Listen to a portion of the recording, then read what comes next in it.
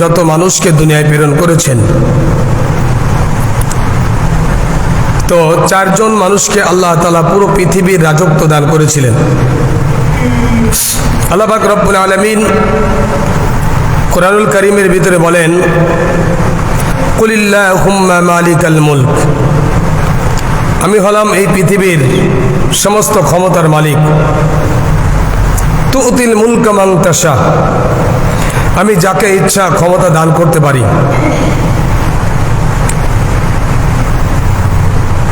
তো আল্লাহ তাআলা পৃথিবীর সমস্ত ক্ষমতার মালিক তিনি। সে আল্লাহ তাআলা এই পৃথিবীতে যত মানুষ, যত পশু পাখি জীবজন্তু সৃষ্টি করেছেন, প্রত্যেক মানুষকে আল্লাহ তাআলা কিছু না কিছু ক্ষমতা দান করেছেন।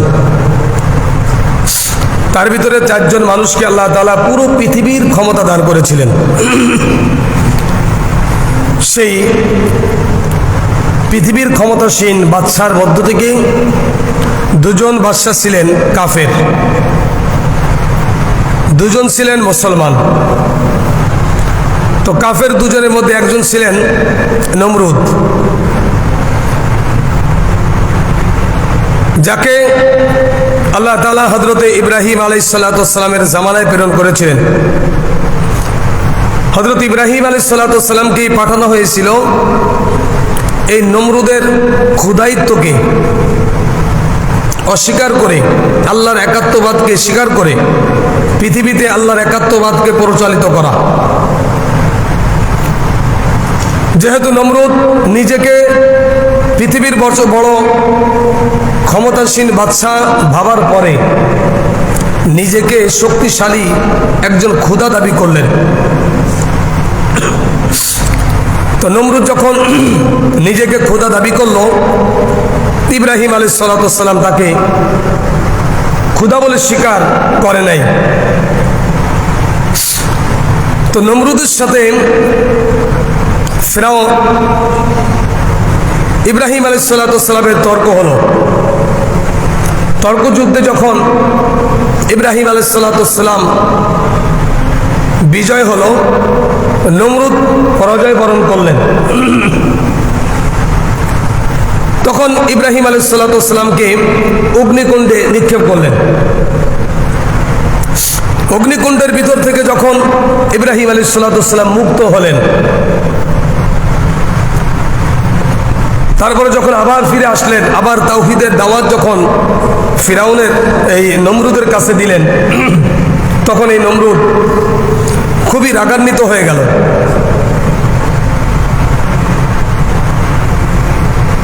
তো রাগান্বিত অবস্থায় নমরুদ ইব্রাহিমকে বললেন, আমি তোমার সঙ্গে চ্যালেঞ্জ করলাম, তোমার আল্লাহকে ডাকো,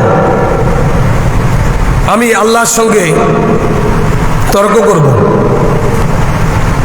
তো ইব্রাহিম আলাইহিস সালাতু ওয়াস সালামের খোদাকে, আল্লাহকে মারার জন্য যখন ইব্রাহিম আলাইহিস সালাতু ওয়াস সালাম বললেন যে কুলিল্লাহুম্মা মালিকাল মুলকি তুতিল মুলকা মান তাশা ওয়া তানজিউল মুলকা মিম্মান তাশা ওয়া তুইজ্জু মান তাশা ওয়া তুযিল্লু মান তাশা, পৃথিবীর সমস্ত ক্ষমতার মালিক আল্লাহ, আসমানের ক্ষমতার মালিক, জমিনের ক্ষমতার মালিক আল্লাহ, সূর্য চন্দ্র যা কিছু আছে সব কিছুর ক্ষমতার মালিক একমাত্র আল্লাহ। তো এই কথা বলার পরে নমরুদ বলতেছেন যে ইব্রাহিম, এই পৃথিবীর ক্ষমতার আমি, এই পৃথিবীর ক্ষমতা কার? আমার। আমি হলাম এই পৃথিবীর বাদশা। অল্প কিছুদিনের মধ্যে আমি আকাশেরও ক্ষমতা নিয়ে নিব, আকাশেরও মালিক হয়ে যাব, আসমানের মালিক হয়ে যাব। তো এই নমরুদ তার পরিষদবর্গ, রাজদরবার যার পরিষদ আছে, এদের সঙ্গে একদিন আলোচনার সভায় বসলেন। তো তার সাথে ওই আলোচনার সভার ভিতরে ছিল একজন মুরব্বী নামধারী, সে হলো শয়তান। সে নমরুদকে উস্কে দিল এবং বলল, আল্লাহকে মারার একটা পথ রাস্তা আমি বলে দিতে পারি, তুমি যদি সেই রাস্তায় আগাও তাহলে তুমি আল্লাহকে হত্যা করতে পারবে। নাউজুবিল্লাহ। আল্লাহকে কি হত্যা করা যায়? আল্লাহকে হত্যা করার মতন ক্ষমতা পৃথিবীতে কারণ নাই। আল্লাহর বাতাস কে যদি আল্লাহ তাআলা হুকুম করে, বাতাস আমি পৃথিবী রাখতে চাই না, এই পৃথিবী কি আল্লাহ রাখবে? আল্লাহ যদি বাতাসকে হুকুম করে, এই বাতাস আমি পৃথিবীটা রাখতে চাই না, তুমি ভেঙে চুরমার করে দাও। মাঝে সাথে টর্নেডো, ঘূর্ণিঝড় বিভিন্ন প্রকারের আসে না আমাদের দেশে, আমরা দেখতে পাই। যদিও আমরা আলহামদুলিল্লাহ অনেক নিরাপদে আছি, আমাদের বাংলাদেশের আশেপাশের অনেক জেলায় ক্ষতিগ্রস্ত হয়, অনেক মানুষ পানিতে ডুবে মারা যায়, অনেক পশু পাখি জীব জন্তু, এরপরে ফসলাদি সব পানির নিচে চলে যায়। তো আল্লাহ তাআলা যদি পানিকে হুকুম করেন, হে পানি আমি এই পৃথিবী রাখতে চাই না, তুমি পৃথিবীটাকে ভাসিয়ে দাও, দিতে পারে না। আমাদের মনে হয় যে আল্লাহ মনে ক্ষমতা নাই। হযরত নূহ আলাইহিস সালামের জামানায় পিলাবন্দি এমনভাবে ভাসাইলেন, পুরো পৃথিবীটা পানির নিচে চলে গেল, পুরো পৃথিবী পানির নিচে। তো সেই আল্লাহর সঙ্গে চ্যালেঞ্জ করতেছেন নমরুদ ডাক দিয়ে বলেন, ইব্রাহিম এই দুনিয়ার ক্ষমতার একমাত্র মালিক হলো আমি, আর অল্প কিছুদিনের মধ্যে আমি আকাশেরও মালিক হয়ে যাব, আকাশে আমার রাজত্ব চলবে। নমরুদ তার পরিষদবর্গদের নিয়ে পরামর্শে সবাই বসলেন। একজন মুরব্বী বলতেছেন, বাদশা নামদার আল্লাহকে খতম করার জন্য আমি আপনাকে রাস্তা বলে দিতে পারি, আপনি যদি আমার বলানো রাস্তায় চলেন তাহলে আপনি আল্লাহকে মারতে পারবেন। নমরুদ তার কথা সাই দিলেন, ঠিক আছে আপনি যা বলবেন তাই শুনব। নমরুদ আল্লাহকে মারার জন্য 4টা বিশাল বড় বড় শগুন, যেটা আমরা অনেক দূরে আকাশে দেখি, ছোটবেলায় অনেকে দেখেছি শগুনগুলা, এখন আর এই জমিনে আর ওই শগুনগুলা আসে না। 4টা বিশাল বিশাল শগুন পাললেন, খাওয়ায় অনেক তাজা মোটা করলেন, কয়েকদিন যাবৎ তাকে ক্ষুধার্ত রাখলেন। এবার একটা সিন্দুক বানাইলেন, ওই সিন্দুকের পরে নমরুদ এবং তার সেনাপ্রধান এবং 4 কোণায় 4টা এই শগুন বেঁধে দিলেন, এবং শগুনের নাগালের বাইরে কিছু গোস্ত এরকম ঝুলিয়ে রাখলেন, যাতে করে ওই যে মুরব্বী শয়তান তিনি বলেছেন এই কায়দায় করলে এই তোমার এই সিংহাসন নিয়ে, তোমার এই সিন্দুক নিয়ে পাখি আসমানে উড়ে যাবে, আর আসমানে উড়ে যে তুমি আল্লাহ পাক রব্বুল আলামিনকে তুমি হত্যা করতে পারবে। নমরুদ আল্লাহকে মারার জন্য অনেক লম্বা অনেক বড় একটা টাওয়ার নির্মাণ করলেন, লক্ষ লক্ষ কোটি কোটি টাকা খরচ করে। টাওয়ার নির্মাণ করার পর ওই টাওয়ারের মাথার ছাদের উপরে বসে ওই 4টা শগুন 4 কোণায় বেঁধে ওই সিন্দুকটা নিয়ে আসমানের দিকে উড় দিলেন। পাখিগুলো গোস্ত খাওয়ার জন্য, গোস্তকে ধরার জন্য সামনে অগ্রসর হয়, আর এই পাখিগুলো, এই 4টা পাখি নমরুদ এবং তার সেনাপ্রধানকে নিয়ে আসমানের দিকে চলে গেলেন, অনেক দূরে চলে গেলেন। অনেক দূর যাওয়ার পরে নমরুদ এবং সেনাপ্রধানকে বলতেছেন, ওই তীর ধনুকগুলি আমার হাতে দাও। নমরুদ ওখান থেকে আল্লাহকে লক্ষ্য করে আসমানের দিকে তীর ছুড়লেন। আসমানের দিকে একটা একটা করে যখন তীর ছুড়লেন, আল্লাহ তাআলা জিবরাইলকে বললেন, জিবরাইল রে, আমার বান্দা আমাকে হত্যা করার জন্য আসছে, আমি আমার বান্দাকে নিরাশ করতে চাই না, ওই তীরের মাথার পরে তুমি একটু মাছের রক্ত মাখিয়ে দাও। কিছু রক্ত যখন ওই তীরের মাথায় লাগিয়ে দিলেন, তীর যখন আসমান থেকে ওই সিন্ধুকের ভিতরে পড়লেন, দেখলেন মাথার ভিতরে কিছু রক্ত মাখা। নমরুদ মনে মনে চিন্তা করলেন, আমি আল্লাহকে অর্থাৎ ইব্রাহিমের খোদাকে আমি মেরে ফেলে দিয়েছি, হত্যা করে ফেলেছি। নমরুদ আবার নিজের দিকে চলে আসলেন, ইব্রাহিমকে আহ্বান করলেন, ইব্রাহিম তোমার আল্লাহকে আমি খতম করে দিয়েছি, তোমার আল্লাহকে আমি শেষ করে দিয়েছি, প্রমাণ যদি দেখতে যাও এই দেখো তীরের মাথার পরে কিছু রক্ত মাখা এখনো আছে। ইব্রাহিম আলাইহিস সালাতু ওয়াস সালাম মুস্কি হাসি দিলেন আর বললেন, নমরুদে তোমার মতন বোকা মানুষ পৃথিবীর ভিতরে আর দ্বিতীয় আর একটা আমার মনে হয় না। তুমি যে বাদশা হয়েছো তোমার ভিতরে কোনো ঘিলুই নাই। আরে আল্লাহ কেন, আল্লাহর একজন ফেরেশতাকে মারার ক্ষমতা তোমার নাই? ফেরেশতা কেন, দুনিয়ার কোনো মানুষ আল্লাহ যদি না চাই, আল্লাহ কাউকে যদি দুনিয়ার থেকে নিতে না চাই, পৃথিবীর সমস্ত মানুষ মিলেও তাকে মারতে পারবে না। আর আল্লাহ তাআলা যদি কাউকে নিতে চান, এই জমিন থেকে আল্লাহ তাআলা যদি কোনো ব্যক্তিকে আল্লাহর কাছে উঠাইয়া নিতে চান, জমিনের সমস্ত মানুষ মিলে তাকে যদি রাখতে চায়, তাকে কিন্তু রাখতে পারবে না। আর সবাই মিলে কাউকে যদি মারতে চায়, আর আল্লাহ যদি তাকে রাখতে চায়, তাকে কেউ মারতে পারবে না। আল্লাহ তো পরের কথা, তুমি তো মানুষকেই হত্যা করতে পারবে না যদি আল্লাহ না চাই। আল্লাহ যদি চাই তুমি রাখতে পারবে না, আর আল্লাহ যদি না চাই তুমি মারতে পারবে না, এটাও ক্ষমতা তোমার দেওয়া হয় নাই। এবার নমরুদ আরো রাগান্বিত হয়ে গেলেন, আমি আল্লাহকে মেরে ফেলেছি, ইব্রাহিম তোমার খোদাকে মেরে ফেলেছি, এর জন্য আমি তোমার কাছে প্রমাণ পেশ করলাম, তুমি আমার প্রমাণটাকে গ্রহণ করলে না।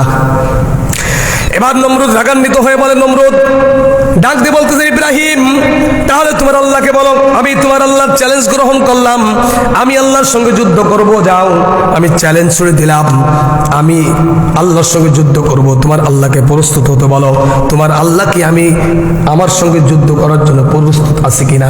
যদি না থাকে তাহলে আমি আসমানকে দখল করে নিব। যদি তোমার আল্লাহ ভয় পায় তুমি আসমান ছেড়ে চলে যেতে বলো, আমি আসমানকে দখল করে নিব। ইব্রাহিম আলাইহিস সালাতু ওয়াস সালাম আল্লাহকে বললেন, রব্বুল আলামিন, নমরুদ আপনার সঙ্গে যুদ্ধ করার জন্য প্রস্তুত, 60 লক্ষ সেনা নিয়ে ইব্রাহিম আলাইহিস সালাতু ওয়াস সালামের সঙ্গে, ইব্রাহিম আলাইহিস সালাতু ওয়াস সালাম আল্লাহর সঙ্গে যুদ্ধ করার জন্য নমরুদ প্রস্তুত হয়ে গেছে। 60 লক্ষ সেনার কাছে অস্ত্র শস্ত্রে সজ্জিত, সবার কাছে অস্ত্র আছে, নিজেকে রক্ষা করার মতন ঢাল আছে, এবং কাউকে আঘাত করার জন্য কি আছে। তো আল্লাহর সঙ্গে যুদ্ধ করবে নমরুদ। আল্লাহ তাআলা নমরুদকে, ইব্রাহিম আলাইহিস সালাতু ওয়াস সালামকে বললেন, ঠিক আছে যাও, আমি নমরুদের এই চ্যালেঞ্জকে গ্রহণ করে নিলাম। নমরুদ যদি আমার সঙ্গে যুদ্ধ করতে চাই, আমি নমরুদের চ্যালেঞ্জ গ্রহণ করে নিলাম। ইব্রাহিম আলাইহিস সালাতু ওয়াস সালাম নমরুদকে ঘোষণা দিলেন, যাও, আল্লাহ তাআলা তোমার চ্যালেঞ্জ গ্রহণ করে নিয়েছে, অমুক দিন যুদ্ধ হবে, অমুক দিন যুদ্ধ হবে।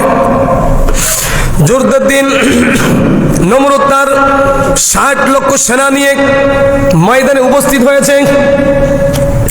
60 লক্ষ সেনা নিয়ে নমরুদ ময়দানে উপস্থিত হয়েছে। এবার নমরুদ যখন 60 লক্ষ সেনা নিয়ে যখন উপস্থিত হয়েছে, এবার নমরুদ ইব্রাহিমকে বলতে, ও ইব্রাহিম, তোমার আল্লাহর সেনা কোথায়? তোমার আল্লাহর সেনা কোথায়? আমি যুদ্ধ করার জন্য প্রস্তুত। 60 লক্ষ সেনা নিয়ে ফেরাও এই নমরুদ ময়দানে উপস্থিত হয়েছে।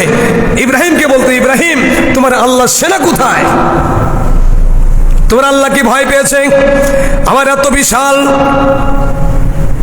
এই যে বিশাল 60 লক্ষ সেনা দেখে তোমার আল্লাহ কি ভয় পেয়েছে নাকি? ইব্রাহিম আলাইহিস সালাতু ওয়াস সালাম বলেন, ও নমরুদ, আল্লাহ কখনোই ভয় পায় না, আল্লাহ মানুষকে ভয় দেখায়। তুমি চিন্তা করো না, আমার আল্লাহর সেনা অল্প কিছুক্ষণের মধ্যে আসবে। কিছুক্ষণ পরে আবার নমরুদ আবার ইব্রাহিম আলাইহিস সালাতু ওয়াস সালামকে ডাক দিয়ে বলতেছেন, ইব্রাহিম রে, কই তোমার আল্লাহর সেনা কোথায়? এবার ইব্রাহিম আলাইহিস সালাতু ওয়াস সালাম আসমানের দিকে তাকাইলেন, শাহাদাত আঙ্গুল উঁচু করলেন। হঠাৎ করে দেখে আসমান পুরো অন্ধকার হয়ে যাচ্ছে। আসমান অন্ধকার হয়ে গেল, কিছুক্ষণের ভিতরে আসমান অন্ধকার হয়ে গেল। আসমান যখন অন্ধকার হয়ে গেল, মনে হচ্ছে আসমান অন্ধকার হয়ে যাচ্ছে, মনে হচ্ছে কিছু বৃষ্টি হবে। মেঘ এরকম ভাবে মেঘ একত্রিত হয়েছে, সবাই মনে করতেছে যে মনে হয় বৃষ্টি হবে। কিছুক্ষণের মধ্যে যখন আল্লাহর সেনা গলো, যখন নমরুদের বাহিনীর কাছে কাছে যখন চলে আসছে, তখন ওই ময়দানটা পুরো অন্ধকারে আচ্ছন্ন হয়ে গেছে। লক্ষ লক্ষ নয়, কত কোটি কোটি আল্লাহ ভালো জানেন, এত মশা আল্লাহ তাআলা দুনিয়ায় প্রেরণ করেছেন যে পুরো আসমানটা এরকম ভাবে কালো বর্ণ হয়ে গেছে, পুরো আসমানটা কালো হয়ে গেছে। এত পরিমাণ মশা আল্লাহ তাআলা দুনিয়ায় পাঠিয়েছে। নমরুদের সেনাবাহিনীর প্রধান ডাক দিয়ে বলেন, বাদশাহ নামদার, এ তো মশা, এর সঙ্গে কিভাবে আমরা যুদ্ধ করব? মশার সঙ্গে কি যুদ্ধ করা যায়? মানুষের হাতে তলোয়ার আছে, মানুষের হাতে ঢাল আছে, মানুষের হাতে বন্দুক আছে, বোম আছে, এই জিনিস দিয়ে মানুষ আর একজন মানুষকে হত্যা করতে পারে, কিন্তু মশাকে কিভাবে মশার সঙ্গে যুদ্ধ করা হয়? মশার সঙ্গে যুদ্ধ করার কোনো অস্ত্র তো আমাদের নাই। সেনাপ্রধান এই কথা বাদশাহ নামদারের কানে কানে যখন বলছে, এর ভিতরেই মশা এমন কাম শুরু করে দিয়েছে, মানুষের মগজ মাথার ভিতরে পড়ছে, মাথায় কামড় দেয়, চোখের ভিতরে, নাকের ভিতরে এরকম কামড়াইতেছে, আর একটা কামড়ের বিষের যন্ত্রণায় মানুষের হাত থেকে তলোয়ার পড়ে যায়, ঢালও পড়ে যায়। ময়দান বিশৃঙ্খলা শুরু হয়ে গেছে, নিজের লোকেরা নিজেদের হাতে মৃত্যুবরণ করতেছে, কেউ আর চোখে মুখে কোনো কিছু দেখতেছে না।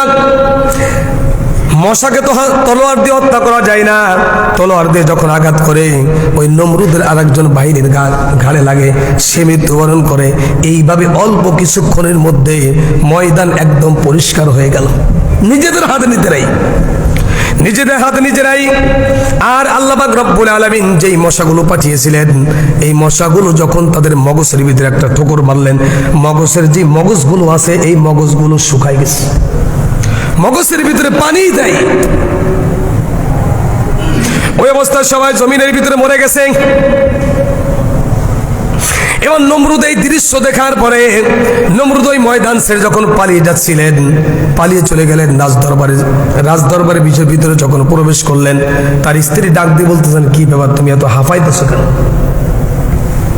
কই, ইব্রাহিম আলাইহিস সালামের খোদা তার বাহিনী পাঠিয়েছেন, মশা নিমিষেই অল্প সময়ের ভিতরে আমার সমস্ত বাহিনীকে মেরে একদম মাটির সঙ্গে মিশিয়ে দিয়েছে। স্ত্রী বলতেছেন, তাহলে কি তুমি কি মশাকে ভয় পাইতেছো? কই না, আমি মশাকে ভয় পাবো কেন? আমি হলাম পৃথিবীর বাদশা। কুলিল্লাহুম্মা মালিকাল মুলক তুতিল মুলকা মান তাশা ওয়া তানজিউল মুলকা মিম্মান তাশা ওয়া তুইজ্জু মান তাশা ওয়া তুযিল্লু মান তাশা বিয়াদিকাল খায়র ইন্নাকা আলা কুল্লি শাইইন কাদির।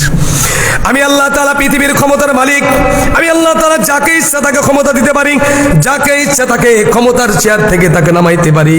এটা আমি আল্লাহ তাআলার ক্ষমতা। তাবারাকাল্লাযী বিয়াদিহিল মুলক ওয়া হুয়া আলা কুল্লি শাইইন কাদির। অল্প সময়ের ভিতরে ময়দান একদম পরিষ্কার হয়ে গেল। নমরুদ পালায়ন করেছে। নমরুদ যখন রাজদরবার রাজে ঘরের ভিতরে প্রবেশ করেছে, স্ত্রী ডাক দিয়ে বলেন, তুমি ভয় পাইতেছো? কয় না, আমি মশাকে কেন ভয় পাবো? ইতিমধ্যে একটা মশা এই নমরুদের পায়ের পরে এসে পড়ছে। তো মশা, যেই মশা এইভাবে মানুষ মারতেছে, ওই মশা দেখার সাথে সাথে তো একটু চমকে ওঠা এটা স্বাভাবিক।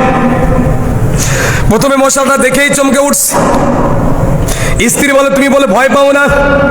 তোমার পায়ের পরে শুধু একটা মশা, এ দেখেই তোমার কম মশা। এই মশাটাকে মারার জন্য এই নমরুদ নিজের হাতটা ব্যবহার করে চড় মারছে। ওই মশাটা ওখান থেকে উড়ে তার মাথার পরে পড়ছে, মাথার পরে আঘাত করছে, কপালে পরে পড়ছে, কপালে পড়তে নাকের পরে, নাকের পর থেকে নাসিকের ভিতরে ঢুকে গেছে, নাসিকার ভিতরে ঢুকে এবার এই মশা নমরুদের মগজের ভিতরে চলে গেছে। মগজের ভিতরে কুটকুট করে কামড় শুরু করে দিয়েছে। প্রথম পর্যায়ে নমরুদ নিজের হাত দ্বারা মাথায় যখন আঘাত করে দেখবেন, মাথা যদি আপনার ব্যথা হয়, ওই সময় যদি আপনি মাথায় কিছু আঘাত করেন, ব্যথাটা কিন্তু আর বেড়ে যাবে। এটা হলো আল্লাহ তাআলা কুলিল্লাহুম্মা মালিকাল মুলকি তুতিল মুলকা মান তাশা ওয়া তানসিউল মুলকা মিম্মান তাশা ওয়া তুইজ্জু মান তাশা ওয়া তুযিল্লু মান তাশা। আল্লাহ তাআলা বলেন আমি ক্ষমতার মালিক, আমি কাউকে চেয়ারে বসাইতে পারি, আবার কাউকে বেইজ্জতি করে চেয়ার থেকে নামাইতে পারি। এটা আমি আল্লাহ তাআলার ক্ষমতা। তাবারাকাল্লাযী বিয়াদিহিল মুলক ওয়া হুয়া আলা কুল্লি শাইইন কাদির। সব ক্ষমতার মালিক আমি আল্লাহ পাক রব্বুল আলামিন। সব ক্ষমতার মালিক আমি আল্লাহ তাআলা। তোমাদের যে ক্ষমতা দেওয়া হয়েছে এটাও আমি আল্লাহ তাআলা তোমাদেরকে দিয়েছি, যখন তখন তোমার কাছ থেকে ওই ক্ষমতাটা আমি ছিনিয়ে নিতে পারি। আর যখন ছিনিয়ে নিব, যদি আমি রাগান্বিত অবস্থায় তোমার কাছ থেকে ওই ক্ষমতাটাকে ছিনিয়ে নিই, তাহলে আমি আল্লাহ তাআলা তোমাকে বেইজ্জতি করে ছাড়বো। এর দৃষ্টান্ত হলো ফিরআউন এবং নমরুদ। ফিরআউনকেও ক্ষমতা দেওয়া হয়েছিল, নমরুদকেও ক্ষমতা দেওয়া হয়েছিল, কিন্তু আল্লাহর এই বান্দারা আল্লাহর নিয়ামতের শুকর আদায় করে নাই। এই জন্য আল্লাহ তাআলা নমরুদকে এই যে ন্যাংরা মশা বলা হয়েছে, এই মশাটা ছিল ন্যাংরা, একটা পাও ছিল ভাঙ্গা। এই মশাটা যখন তার মগজের ভিতরে কুটকুট করে কামড় দেয়, প্রথম পর্যায়ে নিজের হাত দ্বারা যখন আঘাত করে মাথার ব্যথা বেড়ে গেল, নিজের পায়ের জুতোটা খুলে মাথায় মারা শুরু করছে, নিজের জুতা দিয়ে নিজে মারতেছে। তো জুতোতে মারলে একটু কি করে, জুতোতে মারলে একটু আরাম লাগে। জুতা যতই দামি হোক না কেন, এটা যদি একবার কারোর গায়ে লাগে তার মান সম্মান চলে যায়। কথা বলেন, জুতা যতই দামি হোক না কেন, আপনি জুতা কিনছেন 5,000 টাকা দিয়ে, এই জুতা ধরে যদি কেউ আপনি কি করেন, আপনার অজান্তেও যদি কারোর গায়ে লাগে, তাহলে তো সম্মান থাকবো। কিন্তু আমরা মাথায় যে টুপিটা দিয়েছি, অনেকের টুপির দাম দেখা যায় 5 টাকা, 10 টাকা, 15 টাকা, 20 টাকা, 30 টাকা, সর্বোচ্চ 100 টাকা, 200 টাকা ধরেন। এই 200 টাকা টুপি মাথায় দিতেছি। এই টুপিটা যদি কোনোদিন কোনো কারণবশত আমার ঘরের ছোট বাচ্চার পায়েও লাগে, আমি কি বলবো, এই টুপি মাথায় দিয়ে পাওয়া লাগাইছে, সালাম কর, সালাম কর। আমরা তো সালাম করবোই, আবার কি বলবো, সালাম কর। কারণ এটা কি আল্লাহ পাক রব্বুল আলামিনের সম্মান, এটা আল্লাহ দিয়েছেন। এই জন্য আল্লাহ তাআলা বলতেছেন, তো দামি জুতা যতই দামি হোক না কেন, এই জুতা যদি কারোর গায়ে লেগে যায় আর সম্মান থাকে না। পৃথিবীর সমস্ত পৃথিবীর বাদশা, এই যে পৃথিবীটা আমরা দেখি এখন, যতটুকু দেখছি যতটুকু দেখি নাই, সব এই পৃথিবীর বাদশা ছিলেন নমরুদ। নিজের পায়ের জুতা দিয়ে যখন মাথায় আঘাত করেন, তখন মাথায় একটু আরাম লাগে। কিছুক্ষণ যখন নিজের পায়ের জুতা দিয়ে নিজে আঘাত করতেছিলেন, তখন একটু আরাম লাগে। যখন জুতাটা সরায় রাখে, আবার ব্যথা শুরু হয়ে যায়। এইভাবে যখন যন্ত্রণা শুরু হলো, একজন কর্মচারী রাখছে শুধুমাত্র সকাল থেকে সন্ধ্যা, সন্ধ্যা থেকে সকাল, 24 ঘন্টা, সকাল থেকে সন্ধ্যা, সন্ধ্যা থেকে সকাল, শুধু জুতা দিয়ে মাথায় বেড়ে গেল, আর কোনো কিছু না। অন্য কোনো কিছু দিয়ে যদি আঘাত করা হয়, মাথার ব্যথা কমে না, মাথার যন্ত্রণা কমে না। শুধুমাত্র জুতা দিয়ে যদি মাথায় আঘাত করা হয়, তারই মাথার যন্ত্রণা কিছুটা একটু কমে যায়। এটাই হলো আল্লাহ তাআলার শাস্তি। তো কর্মচারী রাখছে সকাল সন্ধ্যা, সন্ধ্যা সকাল, 24 ঘন্টা। মাথায় গেলে কি ওর কোনো বিশ্রাম নাই, ওর কোনো কি নাই? আচ্ছা, একটা মানুষ 24 ঘন্টা কাজ করতে পারে, বিশ্রামের প্রয়োজন আছে না? এখন ওর 24 ঘন্টা ডিউটি, খালি 24 ঘন্টাই কাজ করবো। ওর তো যন্ত্রণাতে ও মাঝে সাথে চিন্তা করে যে এক বাড়ি থেকে মাথা ভাড়ায় ফেলে দেবো নাকি। কিন্তু বাদশা কিছু করতে পারে না। এইভাবে দীর্ঘদিন পর্যন্ত তার মাথায় এই যন্ত্রণা ছিল, আর এই জুতার বাড়ি খেয়ে খেয়ে যন্ত্রণাটা কিছু কমাইছে। একদিন কর্মচারী মনে মনে চিন্তা করতেছেন, আগামীকাল যে কোনো একটা কিছু করব, হয়তো আমি মরবো, না হয় বাদশাকে মারবো। নিয়ত করে ফেলেছে, বিশাল একটা গম্বুজ, বড় একটা মোটা লাঠি, হামানের মতন কাছে রাখছে। কিছুক্ষণ মাথায় জুতা দিয়ে আঘাত করতে করতে করতে করতে আরেকটা কাজ হলো, যখন কোনো কর্মচারী কোনো মালিকের কাজ করে, ওই মালিক যদি কর্মচারীকে সবসময়ের জন্য শাসাইতে থাকে, ওই কর্মচারী কিন্তু মালিকের পরে খুশি হয় না।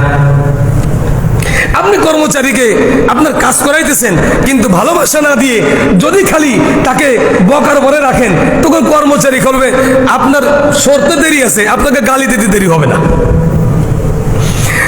নমরুদের কাজ করে 24 ঘন্টা, কিন্তু নমরুদকে খুশি করতে পারতেছে না। বাড়ি এ পাশে লাগে, এ পাশে লাগে, ঠিক মতো হচ্ছে না, জোরে হচ্ছে, আস্তে আস্তে, মানে বিভিন্ন প্রকারের সমস্যা। কর্মচারীও বিশাল যন্ত্রণার ভিতরে পড়ে গেছে। কোন কোন কিতাবের ভিতরে 40 দিনের কথা আসছে, এরকম 40 দিন তার মাথায় আঘাত করতে করতে এই কর্মচারী করেছে কি, রাগের মাথায় ওই মোটা লাঠি দিয়ে তার মাথায় আঘাত করছে। মাথায় আঘাত করার সাথে সাথে আল্লাহরই মহিমা, এটা আল্লাহর ফয়সালা, আল্লাহই করেছে। সাথে সাথে মাথার কি, মাথা ফেটে মগজ বের হয়ে গেছে। দেখে যে মগজ নাই, ভিতরে কি নাই, মগজ নাই। মগজ পুরোই কি, ওই মশায় পুরো মগজ খেয়ে ফেলেছে। যখন মাথা ফেটে গেল, ওই মশারা উড়ে চলে গেল, আর নমরুদ ওখানেই পড়ে রইল। এই জন্য আল্লাহ তাআলা বলেন, কুলিল্লাহুম্মা মালিকাল মুলক তুতিল মুলকা মান তাশা ওয়া তানজিউল মুলকা মিম্মান তাশা ওয়া তুইজ্জু মান তাশা ওয়া তুযিল্লু মান তাশা। আমি যাকে ইচ্ছা, এই পৃথিবীর ক্ষমতার মালিক আমি আল্লাহ তাআলা। আমি যাকে ইচ্ছা ক্ষমতা দেব, আবার যাকে ইচ্ছা তার কাছ থেকে ক্ষমতা নিয়ে নিব। আল্লাহর সঙ্গে যদি গাদ্দারি করো, তাহলে আমি ফিরাউন নমরুদের মতন কাউকে ছাড় দিব না। নমরুদকে আল্লাহ তাআলা ছাড় দেয় নাই। মশার হাতে নিকৃষ্ট প্রাণী, সব থেকে ছোট। আমরা কত দুর্বল, আমরা কিন্তু মশার কাছে দুর্বল থাকি, জানেন? আমরা মশার কাছে দুর্বল। মশায় কামড় দিলে চুলকানি শুরু হয়। মশার কাছে আমরা দুর্বল, কিন্তু মশার জন্য আল্লাহ তাআলা জান্নাত বানায় নাই। এই দুর্বল মানুষের জন্য আল্লাহ তাআলা জান্নাত বানিয়েছেন। আর এই দুর্বল মানুষকে আল্লাহ তাআলা বলেছেন আশরাফুল মাখলুকাত। যত মাখলুকাত আল্লাহ সৃষ্টি করেছেন, সমস্ত মাখলুকাতের ভিতরে এই মানুষ হলো শ্রেষ্ঠ জীব। আর এই শ্রেষ্ঠ জীবের জন্য আল্লাহ তাআলা বলেন, ওমা খালাকতুল জিন্না ওয়াল ইনসা ইল্লা লিয়াবুদুন। আমি আল্লাহ তাআলা তোমাদেরকে বানিয়েছেন শুধুমাত্র আমি আল্লাহ তাআলার গোলামি করার জন্য, আমি আল্লাহ তাআলার ইবাদত করার জন্য।